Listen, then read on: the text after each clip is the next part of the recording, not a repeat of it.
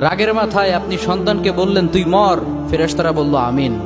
তোর ভবিষ্যৎ অন্ধকার, ফেরেশতারা বলল আমিন। রেগে মেগে আপনি আপনার মেয়েকে বললেন জীবনেও তোর কপালে স্বামীর ভাত জুটবে না, ফেরেশতারা আবারও বলল আমিন।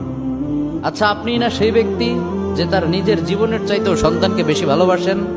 আপনি না সেই ব্যক্তি যে তার সন্তানের জন্য হাসতে হাসতে নিজের জীবনটাও দিয়ে দিতে পারেন? আপনি না সেই ব্যক্তি যে আল্লাহর কাছে নিজের চাইতেও সন্তানের জন্য বেশি দোয়া করে?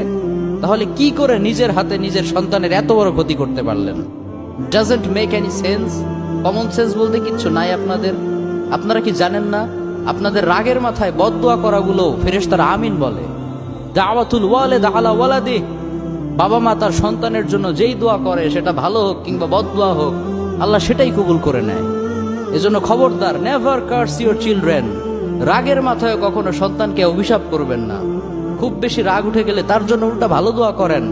কাবা শরীফের একজন ইমাম আছে, ইমাম আল কালবানি। তার মায়ের যখন প্রচন্ড পরিমাণে রাগ উঠে যেত, সে তার ছোট্ট